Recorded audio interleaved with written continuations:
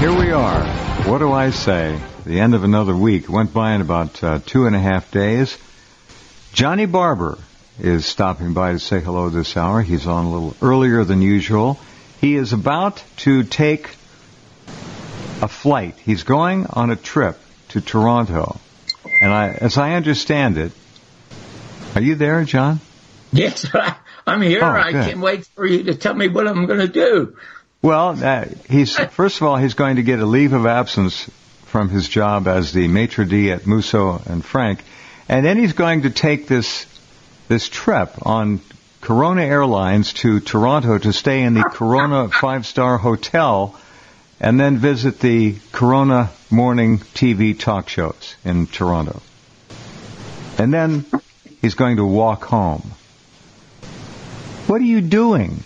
You can't do this. Jeff. You know what? I'm just recovering from 2 weeks of having a bunch of Democrats and drivers in town suffering the ordeal of very bad traffic and watching very bad television. And if the Democrats run a country the way they drive and the way they debate, we're in for a shambles. You know, John, we're already in a shambles. Come on. Okay, but you know what? I knew you were going to bring up the virus first. I'm going to tell you something. I'm glad that you expressed that at the top of the show about the business of opinions. From the time I was a kid, on my own, just from experience, I learned early never to give advice or upset people with facts. I just suggested where they might find a little truth, a show like yours, because facts will always lose out to opinion, because opinion requires little thought. Most facts are tainted with opinion, let's be honest. That's true. That's right. Well, I have given more than a little thought to what I'm about to say. You know, considered the greatest teachers and philosophers in history for 5,000 years were Socrates and Plato. Mm-hmm. And they never told one fact to their students. You know how they imparted information? I fear to guess. They asked questions, and they let the students discover the truth for themselves. Yeah. So I am not Plato, and I am not Socrates, and you're not a student, but I have a lot of questions that I want to pose to you, because it will lead to this business about the virus, and we'll start off with a bunch of questions. My first question to you is this. Is it possible that the worst virus and disease in America right now is the disease and deadly virus of the unchanging politics of a two-party system? So that's my first question. Well, it's a fair statement, but that's unlikely to lead to absolute economic catastrophe and a lot of dead people and a lot of sick people who are never the same, even if they do recover. This is a whole different thing. It's apples and oranges. I get your point, and it's a good point, but I don't see any way to compare. This is the most infectious bioorganism that I have ever seen or read about in recorded history. It's at least as lethal and certainly potentially as infectious as the Spanish flu of 1918. We don't know. I wasn't there. It killed 100 million people. This is not showing any signs of killing 100 million people. But I would throw in as a caveat the word yet. We don't know what it's going to morph into. It's changing. They're the key words. We don't know. Listen, I posted a lot of things I wanted to talk to you about tonight, and I think they're immensely important. Okay, they're at least important to me and important to get your response to this. Let me say one other thing. Hold on. One other thing. Sure. The political game, as it is being perpetrated and laid upon us all 24/7, is designed to keep the sheep in debt and to keep the rich rich. That's what their primary goal is. The virus throws all of that off the table. It's completely different. I know that, and that may be manufactured. Listen, I posted this the other day because I know I was going to talk to you and I wanted to get it right. And this is it. Frankly, I am not in the least worried about another virus scare. What really makes me sick is total corruption and stupidity. In light of this new scare, it was revealed no shortage today, of that. Yes, it was revealed today, Jeff, that the unregulated World Health Organization, with over a $200 million budget funded by us, the taxpayers, spends more on luxury hotels and first-class airfare than it does on researching and curing the world's 5 leading diseases combined. We need to find a vaccine for the incurable stupidity that allows this. Now, to me, this is the next thing about the virus, because it does not scare me. And this is why it doesn't scare me. If there's anything to modestly be thankful for regarding this so-called, quote, virus, it is this. Thankfully, the media meatheads and fascist neocons who scream that all of America's problems are Moscow's doing, so far have not hollered that at us, probably saying the Ruskies get it to punish Trump, whom they got elected because he signed a great deal with China. And bingo, woohoo, the very next day in Wuhan, up pops a bug they say will kill 80 million people. Oops, customers. To me, this scare reeks of being fashioned, fabricated, and fishy. It smells, Jeff, of being the WMDs of medicine. The saddest, most disturbing thing is, from the White House to the World Health Organization or in the media, there is no one you can trust to know and tell the truth since JFK's murder. Pardon me for continually harping on that, but our nation has been a mountain of murderous lies since his murder. Fortunately, I have dozens of Facebook friends like you, Jeff, way smarter than I am, and they have sent me scores of very, very well-produced videos. And I am very reluctant to post them because they all come, regardless of how smart they are, Jeff, they all come to conflicting conclusions. And I don't want to be responsible for raising fears of a pandemic that are unrealistic and more bullshit because we're subject to so much bullshit, mostly because what is happening now with the elections. Well, it's funny to watch Trump writhing around complaining about how the CDC is scaring the stock market. What he's really saying is it's harming his image for re-election. He doesn't care about the people or any virus. He's worried about the economy. That's his number one thing. He's a child. Yeah, well, it's so embarrassing. What caused me to holler on, oh, my God, he didn't really say that. Because the worst human being in the world that Donald Trump could sound like would be George Bush. And you know what George Bush said after the 2008 recession? Caused by Bill Clinton's repealing the Glass-Steagall Act, put into place by FDR with the help of socialists to save capitalism. George Bush said, just go out and buy. Buy what? Useless shit that we don't need with money that we don't have and credit that we don't have. And then for Donald Trump to say, keep buying stocks.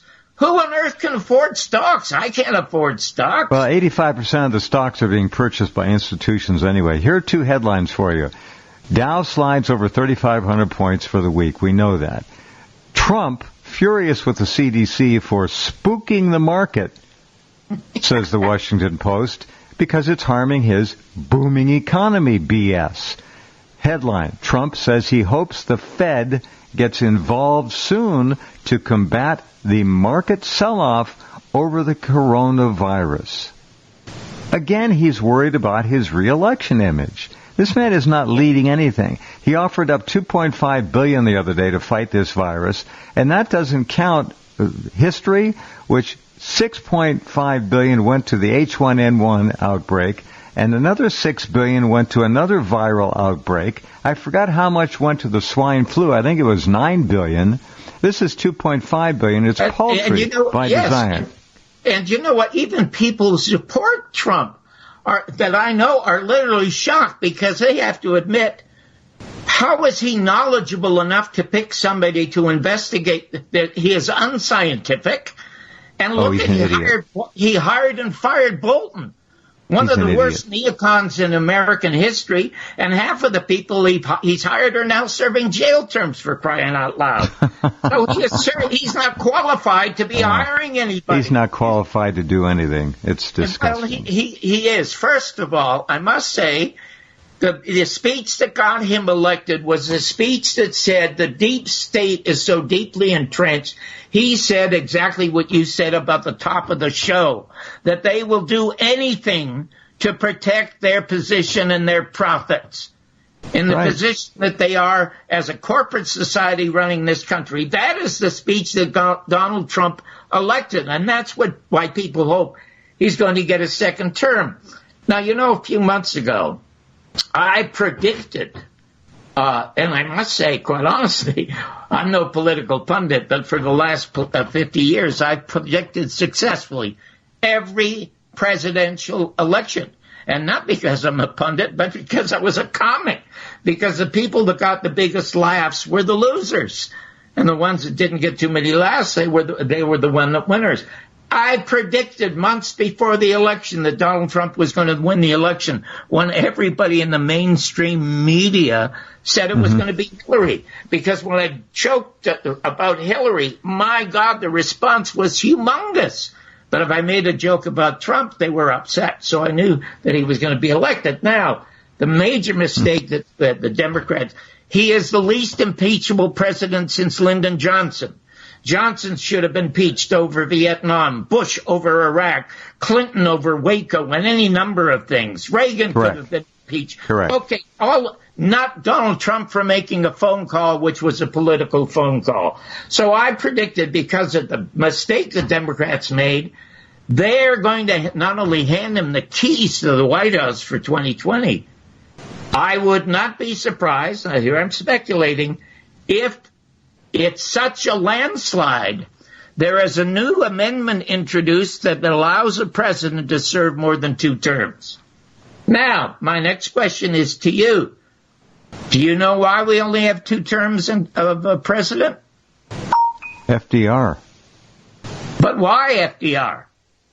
Oh, people got realizing that it was pushing the Constitution just a little bit further than it was intending.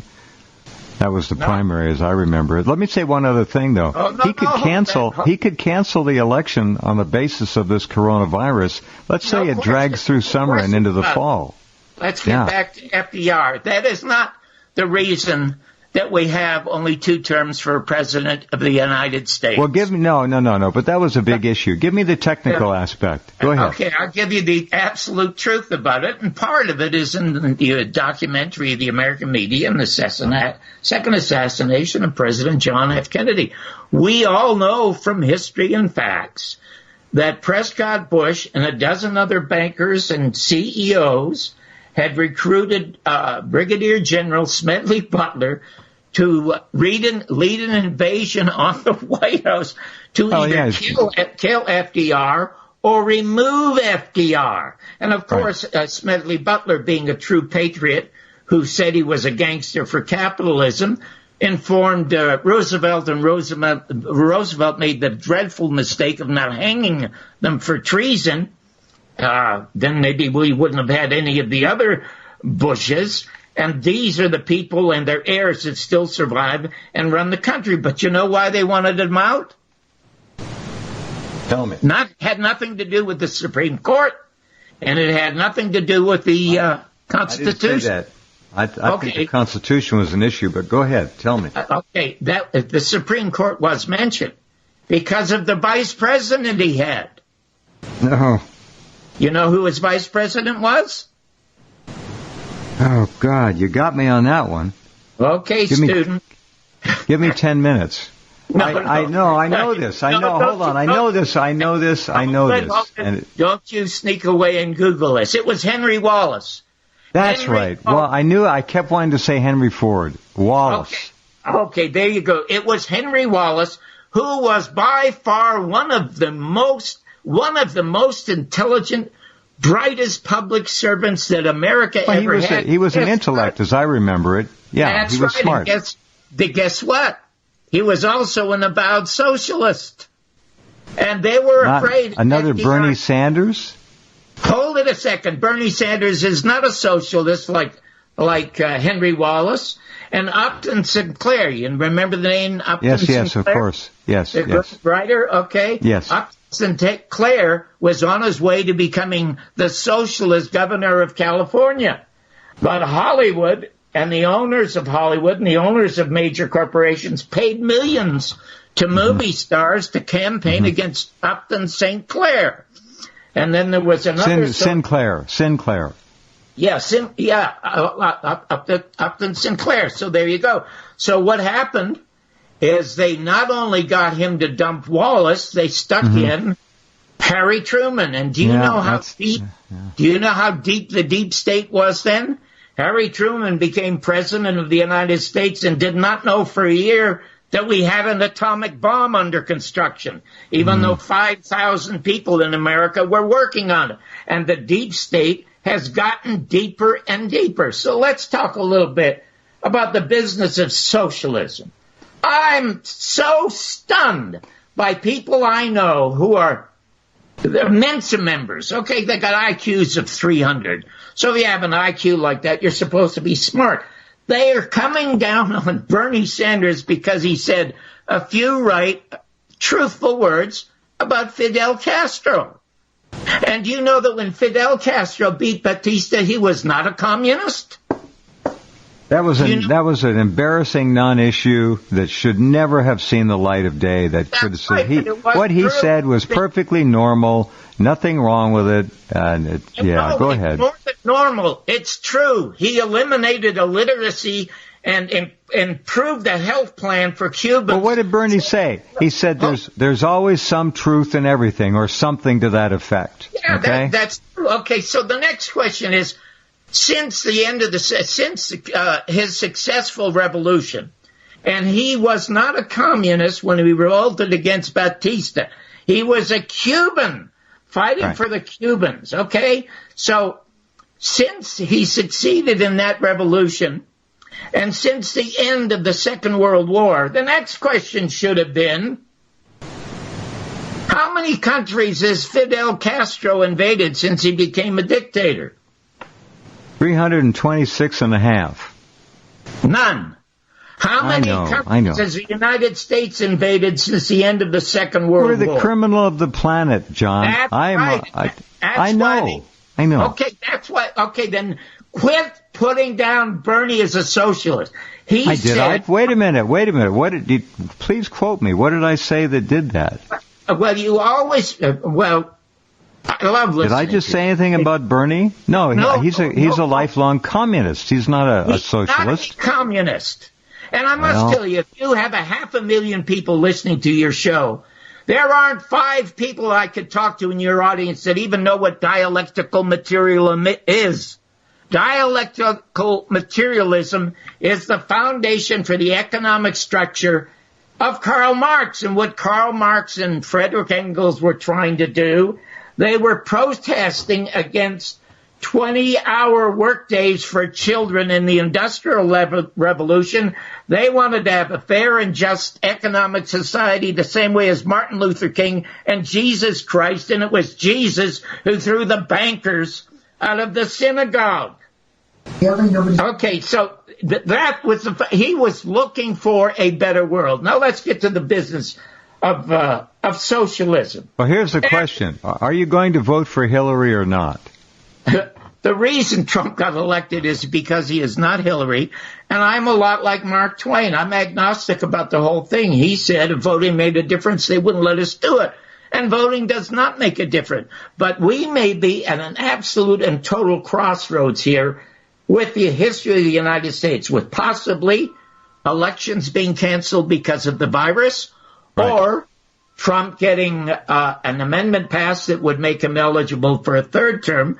But here you have the Democrats spending millions of dollars on ads on television showing folks how to defeat Bernie and not defeat Trump. And I know the whole thing is idiocy, John. I have no interest in politics as it's purveyed to the public. Okay, I understand. I have to watch it to be informed, to hopefully know what it is that I'm talking about. And I must tell you that this guy... Like being informed about an automobile crash. Well, that's it. Okay, you got to know who causes a crash. And this guy, Mayor Pete Buttigieg, who is a CIA asset, went to Afghanistan on the orders of the Central Intelligence Agent. And he was... CFR all the way. He's a plant, you bet. Okay, he was so interruptive and rude of Bernie. Now, first of all, when Bernie was asked on 60 Minutes about being being a socialist, he said, there is a difference. And he said to the interviewer, I forget who the interviewer was, he said, listen, when Donald Trump was building his hotels and apartment buildings or whatever he was building in New York, he got $800 million in tax credit. And he said in the 2008 recession, we bailed out 10 failed companies with American taxpayers' money. And Bernie pointed out that is corporate socialism. And he said, I want the same socialism for the people, which means getting rid of student loans, which are usurious, creating a health program. I may have been. John, hold on. We got to take a break. But I was one of the first people to call for the absolute abrogation of student loans. It's just a criminal enterprise. It's a horrible blight on this country. Yeah. All right. Hold on. Yes, go ahead. Okay. This is very disgusting. But to me, it's very funny because I was so appalled at this guy Buttigieg interrupting Bernie Sanders when he was trying to talk. I said that Buttigieg revealed that he is indeed a real asshole. But I hate to say that because that's a compliment. Because to him... Politically incorrect, John. Listen to me. Because to Buttigieg, his asshole is his G-spot. Okay, now you can take your break. All right. Be right back with the one and only John Barbour after this. Hold on. John, in case you don't know, and I know you're busy, but every night on this program, Monday through Friday, the third hour has been devoted to spending with Dr. Henry Niman, PhD, one of the world's foremost virologists who worked with the SARS. He worked with SARS. Good. I'm glad you're listening. So you're getting the real deal there.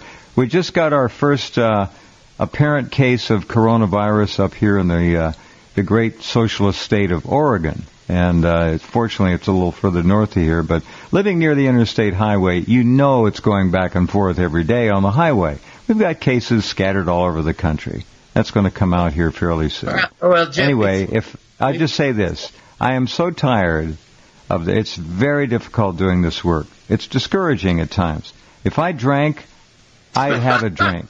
But I don't drink, so I'm in trouble. I got to tell you, first of all, I owe you a very, very, very profound apology because you're a really, really nice, well-informed, and well-intentioned person. And I did the thing that I absolutely abhor. That's why I stopped listening to Alex Jones. That's why I stopped listening to Rush Limbaugh, is because I can't even listen to people that yell at me, even if I agree with them. So I didn't mean to be yelling at you. But I think before we get to the business of the virus, which is important, I think this is even more important because this is the future of America. The virus is not the future of America. When you buy anything, Jeff, a car, a bike, anything, breakfast, you pay a sales tax. Right. Since 2016, I have not been a Bernie fan. But I've always been a fan of common sense, Jeff, and fair play.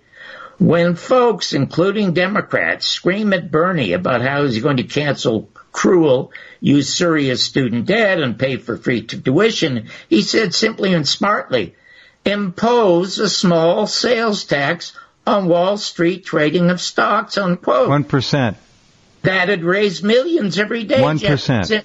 1%. That's all it would take. Middle class folks aren't trading stocks. It doesn't affect them. Now, to me, I was behind that years ago, John. 1% on Wall Street. Absolutely. That sounds like fair play. And amazingly, since there are no real wars, just a few fake ones, Bernie is the only one on those stages suggesting we could trim a few bucks off of a $750 billion military budget, especially funding fighter jets that cannot fly. Now, Jeff, to me, that sounds like common sense, okay? $1.5 trillion wasted on the F-35 Turkey. Okay, now I'm going to tell you a little truths about Fidel Castro, which people will find hard to digest because they've been so misinformed and underinformed by the American media. How old were you in the late 50s when Castro succeeded in beating Batista? Do you remember? Do you remember? It's hard to remember when you were in diapers. I don't remember. Okay, so there you go. See, you don't remember. Two funny things about Fidel Castro. You know, at one time, he and his brother, when they were fighting against Batista, they were hiding in a field on a farm. And Raul had to find another trench to hide in because his brother wouldn't stop talking and was afraid they'd get caught. And they got caught. And when they went to jail, they put Raul in the same prison cell as Castro. And after 2 days, he asked to be moved because he couldn't stand his brother talking all the time. Okay, that's funny. Now, when he succeeded, people my age, and there are fewer and fewer of them, people my age will remember that when he succeeded, he was America's darling. He was America's hero. He came to the United States. He's on the cover of Time magazine as the new Zapata, that he was freeing the Cubans the same way Zapata tried to free the Mexicans. He was the new Pancho Villa. He was on the Ed Sullivan Show. He was on the Today Show. And he went to Harlem to eat chicken with the poor blacks. And 50,000 blacks crowded the streets of Harlem to be with Fidel Castro. He was not a communist. Guess what made him a communist? We made him a communist. Now, how did earth did the United States make him a communist? Well, when he succeeded with his revolution, he said you cannot build industry without oil. And where do you get oil? There are only two places you get oil. You get oil from the United States and you get oil from Russia. The United States offered him oil at $2.65 a barrel in those days. Wow. And the Russians offered it to him for $1.35 a barrel. Mm-hmm. Now, if you're going to have a revolution and you're broke, who are you going to buy from? So he bought from the Soviet communists, and that's how he got labeled. No. That's not how he got labeled. How did he get labeled? The only refineries in Havana were American. Uh-huh. And so he had the oil shipped to the refineries, and the American refineries refused to refine it. So he confiscated the refineries. And that's when they called him a communist. Ah, interesting. Now, okay, this is even more interesting.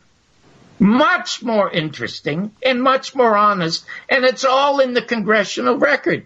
He just didn't steal the property. He bought it. And you know how he determined its value? Guess. No, he got their income taxes and found out what they declared their property was worth to the IRS and paid them every single penny. And even more so, you've heard of King Brothers Ranch in Texas, the largest ranch in the world. You could not grow a potato. Yes. You could not grow a potato in Cuba without permission of the King's Brothers Ranch. That's right. Now I remember this. Yeah. Okay, so now he wanted to give land to tenant farmers so they could have their own property. It's like 20 mules and 20 acres and a mule. He wanted to do. He wanted to do for his people what Martin Luther King wanted to do for his people in this country, and that's why they shot him down. So he found out what the King brothers' property was worth and paid them every nickel that they said it was worth to the IRS.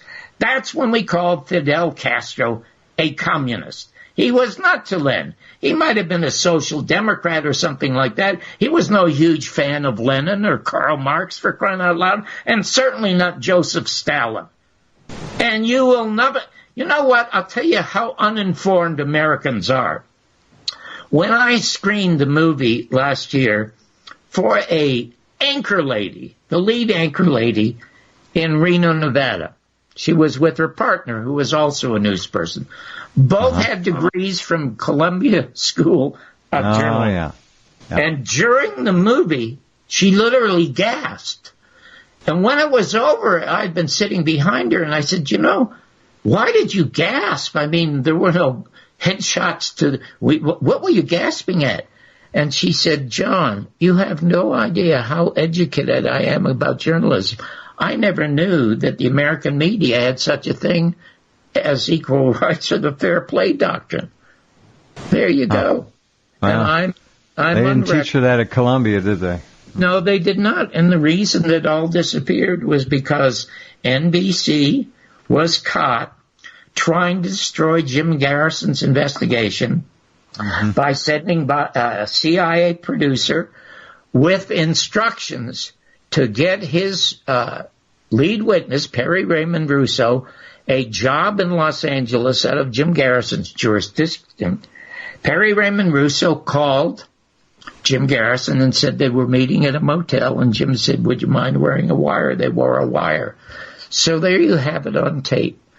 This producer absolutely bribing for $50,000 a major witness in the investigation into the murder of John Kennedy. Not only should that crew have all been in prison, NBC lost their license. Now, because we had a fairness doctrine, Garrison brought criminal charges against them. Nobody knows about that, and the courts ruled in favor, of course, NBC and the producer, but they had to give him equal time.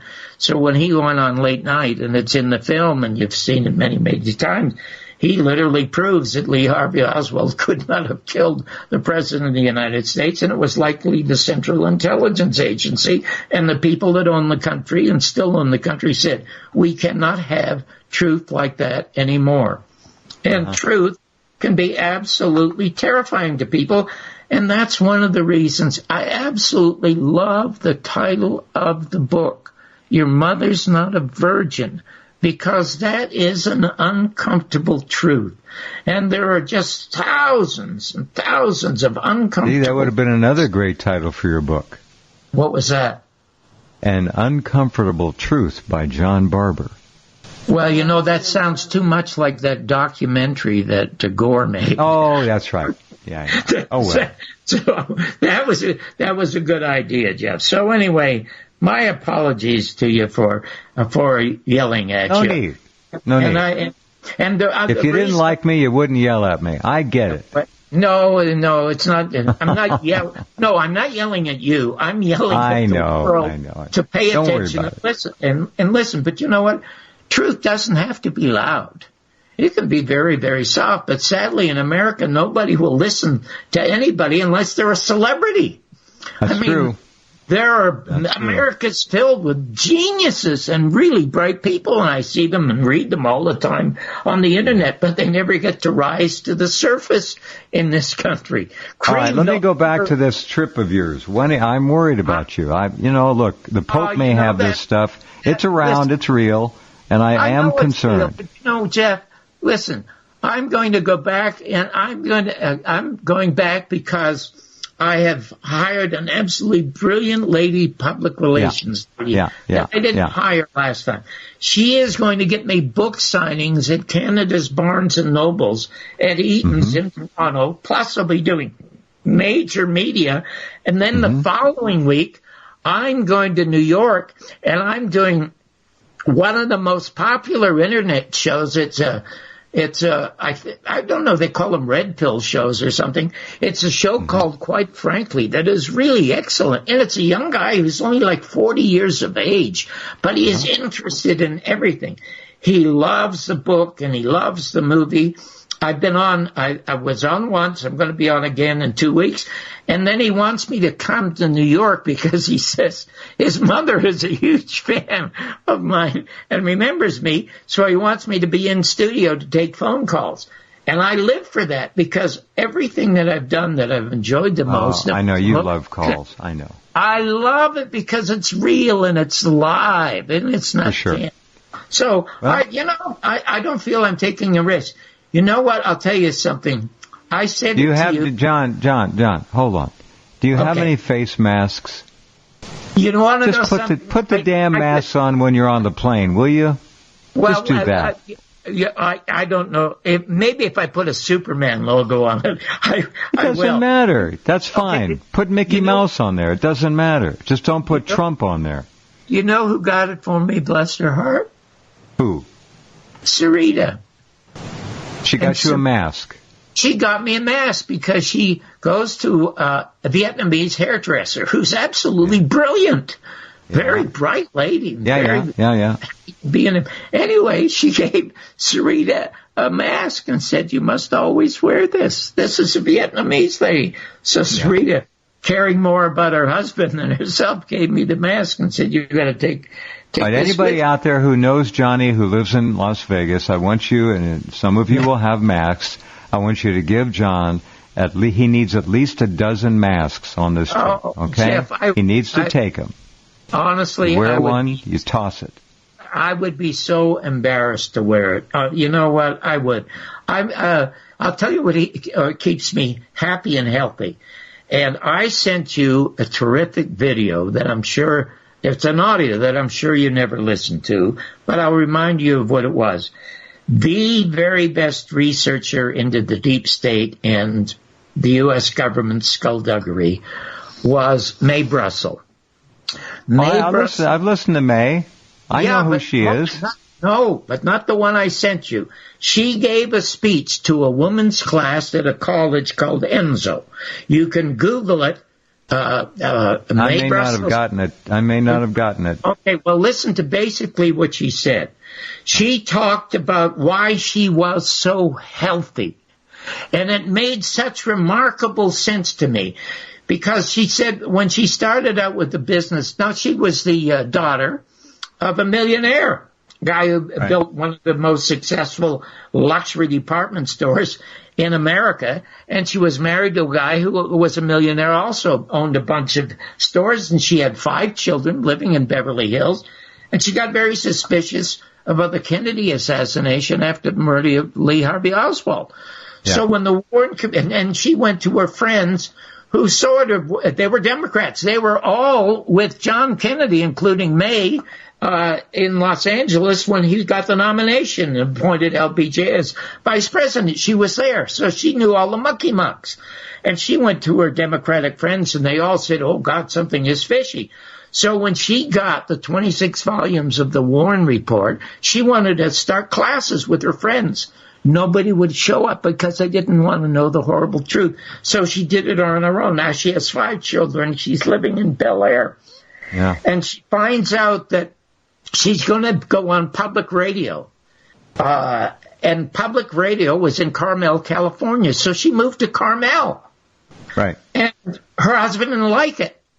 And so at that late stage in her life, she was so happy with what she was doing. She said when she was when she was 15, she had this feeling that she needed to do something meaningful for the world. And all of us had that feeling. But she didn't feel it ever came true until she got into the Kennedy assassination. So she divorced her husband and moved to Carmel to continue these great, great broadcasts. And she told these girls she has never been to a doctor. She has never had tooth decay. She has never had heart trouble. She's never had a cold. And she said, the reason is I'm living my joy. And the greatest defense and buildup of an immune system is to be happy. And it made so much sense to me. And you know what, Jeff? I am so happy with my book and the fact that I get to talk to people in bookstores or get to talk to you. Well, I've had 2 bladder infections over the last year. That's minor. They can be cured with antibiotics right away. But there's nobody half my age who is as energetic and as healthy and as productive as I am. And that's why I stay healthy. Plus, happiness is the nectar of the gods. I couldn't agree more. That's it. And I've got the most supportive and most terrific wife. Anybody, I told you, if there's such a thing as reincarnation, I want to come back as my son, because he had the greatest mother and father in the world. No, and you're twice blessed, 10 times blessed with that sweetheart. Yeah. For somebody who is agnostic, I have been divinely blessed, and it's in the book, and I don't know how that happened. But to show you how much of a fan of yours she is, she's usually in the other room. And when she heard me raise my voice, she came in here and she said, honey, don't you ever raise your voice to Jeff. You can raise your voice to me or anybody else except your son and Jeff. So I said, hold it. I know I will apologize because I hate people who yell even if they're telling the truth. And that's why I always loved Ralph Nader. That's why I always loved John Kennedy and Cesar Chavez and Martin Luther King, because they spoke the truth quietly. And that's all that has to be done, is to be spoken quietly. Because remember in the book, my conversion of Jane Fonda from a screamer to a talker, when she came on to yell about how corrupt America was in fighting this fake Vietnam War. And I told her I agreed with her, of course, but people are not reasoning creatures. They are feeling, they are emotional creatures. Less so now than perhaps ever in modern times, yeah. Oh, it is getting so bad. You have no idea. I you know what? I only have Facebook. I don't put up pictures of cats or dogs or meals or stuff like that. That means nothing to me. I don't care. I don't want to forget some of the things that I write. So I just put it up there. Most of the time it's a joke. And it's usually a pretty good joke, like the one about Buttigieg, which people absolutely loved. But that's what it is that I do, and it's business to me. It's business. It's got nothing to do with being personal, so that's why I'm up. But why every once in a while people will take umbrage because I might say something sensible about Bernie Sanders, and they go crazy and unfriend me.